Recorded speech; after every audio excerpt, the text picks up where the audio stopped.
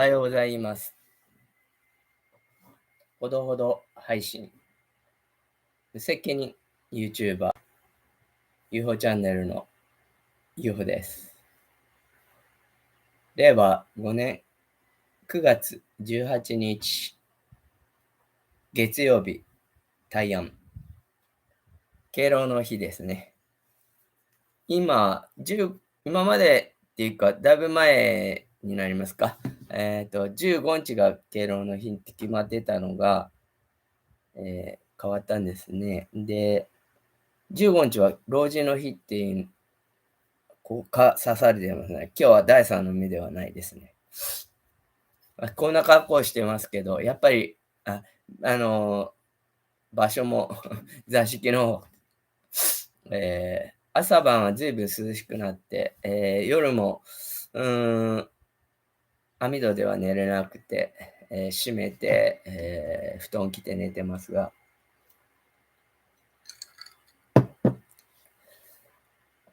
ちょっと動くと暑いので、今朝も8時ぐらいまで草を買って、畑の草ですね。まだまだ、うんざりするぐらいありますけど、そこででも、少しずつ、着々とやっています。で、帰ってきて、シャワー浴びて、で、頭がこんなんなんで、すみませんけど、風呂掃除して、お勤めして始めています。えー今日のお話、したいことはですね、私結構、ここでも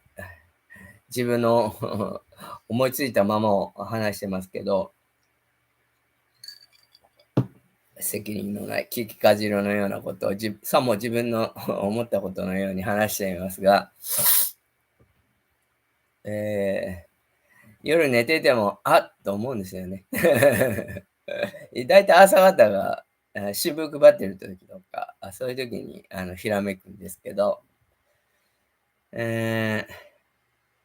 それと毎日の出来事で、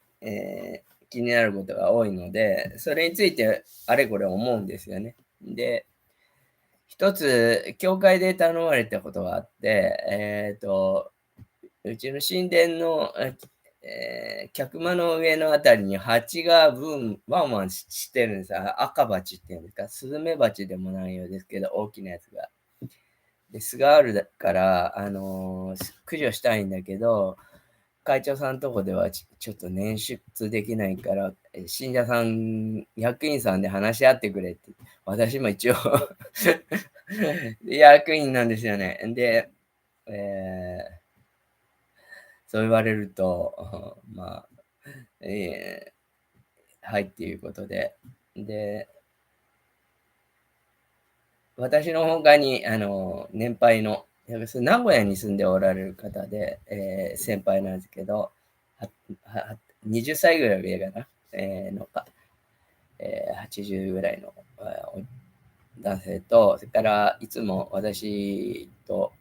花見行ったりとかして、お弁当作って出かける、え女性のご婦人の信者さん、熱心な方がおられるんですけど、その人たちと話を一堂に会することができないんで、思いついたことを自分で出かけて行って話したり、電話かけたりしてですね。で、これは絶対うまくいくだろうと思って、自分の完璧なアイデアだと思って行ったんですけど、なかなかそうは問屋は下ろさなくて、皆さんそれなりに信仰もしておられるし、人生経験も、積んでおられるので、そういう私の考え足らずなところも、分かって、本当に練り合いてんですけど、天理教では断じ合いとか、それで、僕の思った風にはいかないんですけど、自分の気持ちもそこで分かって、一応責任は果たしたかなっていう段階で、解決はしてないんですけど、もうちょっと、上のっていうか、年配の、方から会長さんの方へ返事をしていただこうと思っています。そういうわけで、そうそう、自分の、この頭の中のイメージと、他の方の考えと全部こう、スムーズにこう、いかないっていうのは、本当に思いますね。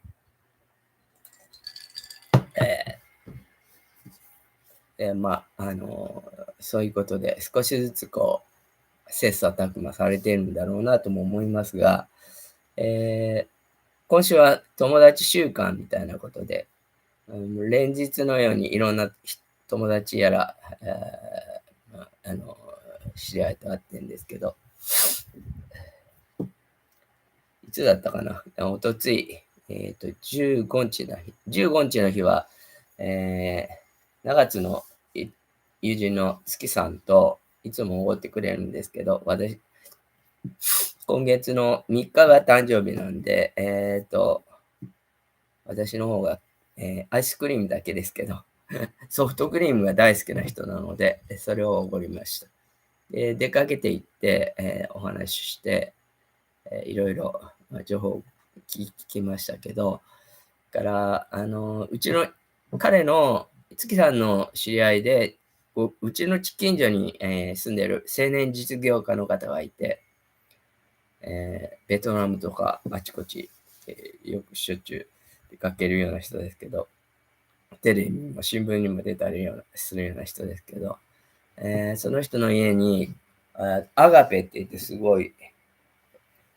南洋の方の南国の観葉植物だと思うんですけど、それが100年に一遍ぐらい花が咲くのが咲いたっていうんで珍しいって言って、お庭に行って見てきましたけど、本当に見上げるような。で、うちの近所だけど、なんか全然違う外国みたいな、トロピカルな、エスニックな雰囲気のお宅で、すごい、近代的っていうかな外国みたいでした。で、昨日、16日ですね、おとついだ。おとついの、付地の教会の月並みさ終わって、で、元同僚で、寝てきりだった、脳梗塞の後遺症とかあって、寝たきりだった友人のとこへ、同僚ですね、出かけていて、奥さんと3人で、話しましたけど、要介護度が4だか3だかだったのが、要支援2になったって言って、喜んで、それは本当に良かったなって感じで、まだ大変、えこう血管、透析もしてるんで、血管がすぐ、詰まったりとかするんで、その手術痛いらしいですけど、そういうこともしているという状況ではありますけど、リハビリもすごい自分で頑張って、あれ月に1回行くだけですけど、カレンダーにこう、足立さんって書いてあって、待ってもらっているのはありがたいな、お授けもしてきましたけど、どんどん元気になっていくのが嬉しいなっていう、それは本当に嬉しい方ですね。昨日はうちに孫が、長女が、育児休暇が終わって、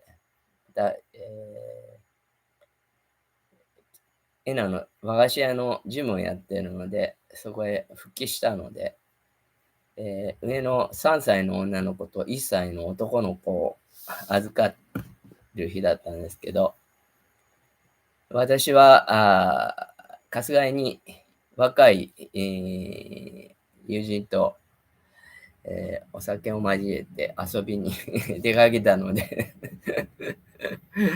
ちょっと変態な子なんですけど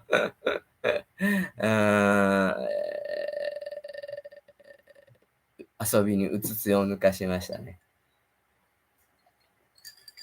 そんなわけで、あるがまま、猿がパパにタイトルはしましたけど、あるがパパ、猿がジジになりました。そんなことですね。で、明日、バイト一緒にもやってるんですけど、天教の信者でもあって、幼馴染の、もっちゃんとまた話を教会にも行くんですけどね、教会にも行って、出かける。いろいろ、あっち行っておろおろ、こっち行ってよろよろしているようなことで。ここのとこずっと宮沢賢治の、あれを、評論とか詩なんかを、映画のことなんかから始まって言ってますけど、やっぱり、詩がいいと思うんで、雨にも負けずを、通して朗読させていただいて終わりにしたいと思います。雨にも負けず、風にも負けず、ちょっとごめんなさい。メガネ、もう一回。雨にも負けず、風にも負けず、雪にも、夏の暑さにも負けぬ、丈夫な体を持ち、欲はなく、決して怒らず、いつも静かに笑っている。一日に玄米4合と味噌と少しの野菜を食べ、あらゆることを自分を感情に入れずに、よく見聞きし、分かり、そして忘れず、野原の松の林の陰の小さなかやぶきの小屋にいて、東に病気の子供あれば行って看病してやり、西に疲れた母あれば行ってその稲の束を追い、